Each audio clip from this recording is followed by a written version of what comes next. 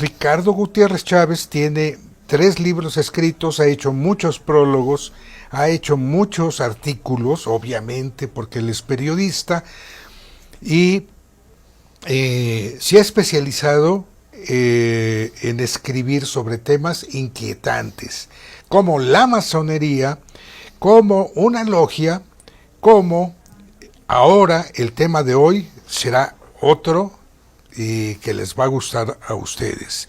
La Compañía de Jesús como sociedad secreta de la Iglesia equivale a la masonería. Primero, muchas gracias, Benjamín, por haberme invitado y sobre todo estar compartiendo aquí con el maestro Amaro. Yo, fíjense que cuando empecé a escribir, cuando me empecé a dedicar a la escritura, tuve como un referente importante para este ejercicio que fue Carlos Fuentes.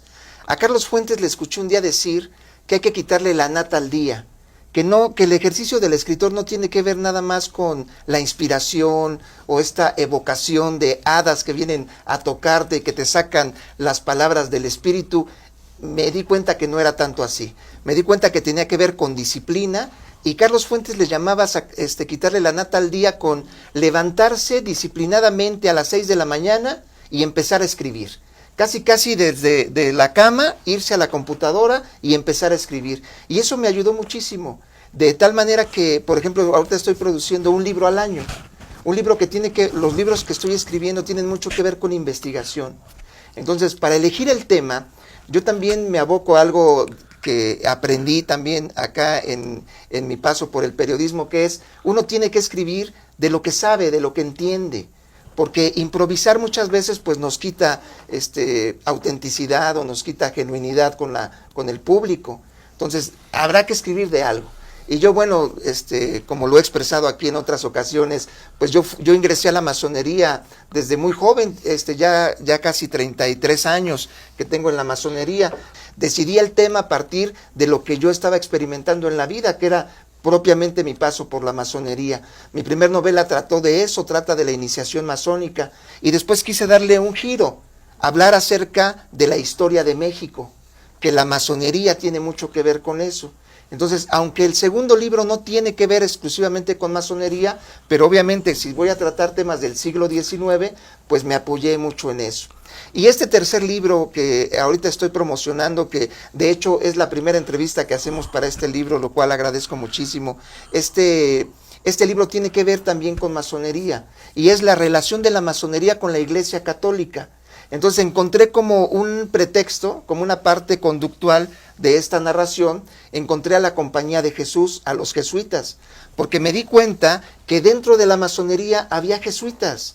Entonces lo primero que yo me pregunté es, ¿cómo es posible este fenómeno que mientras la Iglesia Católica excomulga a los masones, en la masonería hay un campo abierto para cualquier religión? De tal manera que sí encontramos masones jesuitas, y fue lo que me interesó. Este libro no es una novela.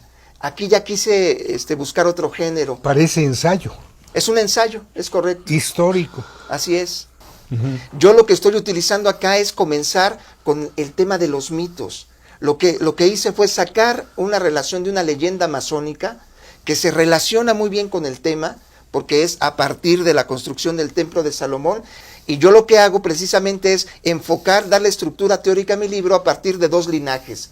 El linaje de la razón, que representa la masonería, y el linaje de la fe, que en este caso yo lo pongo como una representación de la Iglesia Católica. Uh-huh. ¿Eliges a qué público le quieres hablar? Sí, por supuesto. Este libro va dirigido a todas las personas que tengan interés en temas sobre sociedades secretas, en temas de religión, pero también en temas de filosofía y de simbolismo. Este libro, por ejemplo, está muy cargado de referencias filosóficas, porque también me pude dar cuenta que si no tiene un corpus ideológico el sentido de una sociedad secreta, por ejemplo, se pierde en el tiempo. Son sociedades secretas que desaparecen muy rápido, como por ejemplo los gremios medievales no solamente eran gremios de constructores, había carpinteros, había forjadores de metal, sin embargo ellos no tenían la característica de de tener un corpus ideológico, esotérico, filosófico, que sí tenían los constructores. La tesis que yo utilicé inicial es: si los masones fueron los constructores de las catedrales católicas, en particular del estilo gótico, pues algo tienen que ver los masones con la religión católica. Y de ahí me fui. Después tuve que analizar el tema de la Compañía de Jesús. ¿Cuáles son los objetivos de la Compañía de Jesús y cómo se han perdido en el tiempo? Porque igual que pasó con los templarios, comienzan con un objetivo muy noble. En el caso de los templarios, cuidar a los peregrinos, pero luego se desvían con un tema totalmente comercial, mercantilista. Ahí en el libro, por ejemplo, expongo algo que ya se conoce, que es que los templarios fueron los iniciadores de la banca en el mundo. Así también en el caso de los jesuitas, yo considero, y es lo que estoy plasmando en el libro, que hay una desviación de un sistema filosófico, ideológico, y en su mayoría se decantan por un tema comercial, que es el negocio de las escuelas, el negocio de la educación. Sin embargo, también estoy planteando en este libro, ya casi al final del libro, un movimiento que se llamó la Teología de la Liberación, que tiene que ver con los jesuitas. Con un sacerdote de Cuernavaca. Es correcto. Que además es bien interesante, porque lo primero que hizo este sacerdote fue quitar las imágenes de la iglesia de Cuernavaca y solamente dejar la imagen de Jesús. Era regresar al origen de la filosofía de Cristo. Es como otras formas de cristianismo que han existido, en que se rechaza la imagen de deidades menores porque les reflejan mini dioses, ¿no? Es correcto. Y además me doy cuenta que es un factor común de todos los movimientos que quieren reformar a la Iglesia Católica como estructura primaria. Me refiero, por ejemplo, a los alumbrados. La tesis de los alumbrados, que fue el antecedente de los Illuminati, lo único que perseguían era eso: no tener intermediarios entre el ser humano y la divinidad. Y uno de sus intermediarios pues eran el sacerdocio de la Iglesia Católica. En el caso de la masonería ocurre lo mismo: perder intermediarios entre el ser humano y la relación con Dios. La masonería se va más allá, entre el ser humano y el propio ser humano, entre el ser humano y los demás seres humanos, y el ser humano y su entorno, el medio ambiente. Vi que hay algunos sacerdotes a lo largo de la historia que se hacen masones, algunos sacerdotes que abandonan su profesión y se hacen masones. ¿A qué se debe?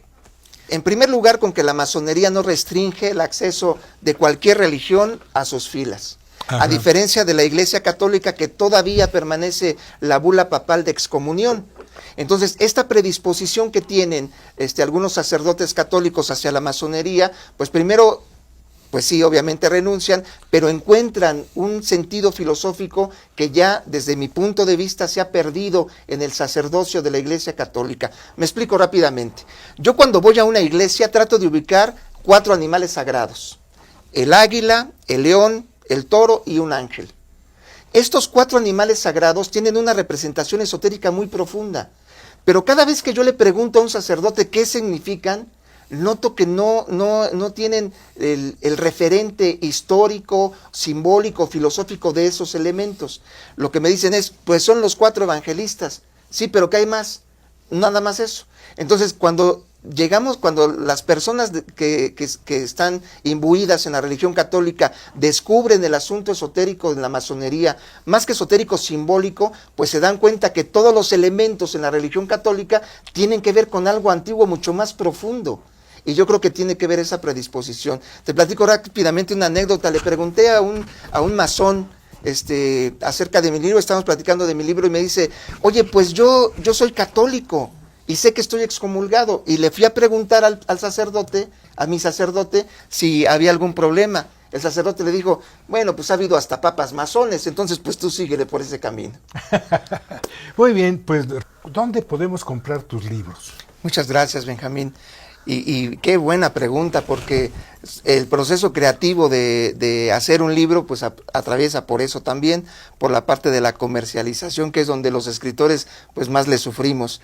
Estos libros se pueden adquirir en la plataforma Amazon, el primero y el segundo. El primero es El Templo de la Resiliencia, y la novela histórica que escribí se llama Siglo XIX, El Espíritu del Agua, y se pueden encontrar ahí en Amazon. Es muy sencillo acceder, es muy sencillo que se los lleven a su casa, y así es como estamos comercializando. Este tercer libro, todavía estamos pensando cuál va a ser el mecanismo de comercialización. Actualmente ya está abierta la etapa de la preventa, entonces yo siempre estoy dejando mi teléfono, creo que por ahí va a aparecer, o mis datos, y ahí se puede hacer la preventa. Ya estamos teniendo mucha afluencia de personas que han comprado el libro ya en la preventa. Ya tenemos varias entregas que hacer ya que se lance, que es cuando va a salir a la venta, y también pues ya tenemos algunas invitaciones para hacer las presentaciones, que es otro foro donde también se puede encontrar.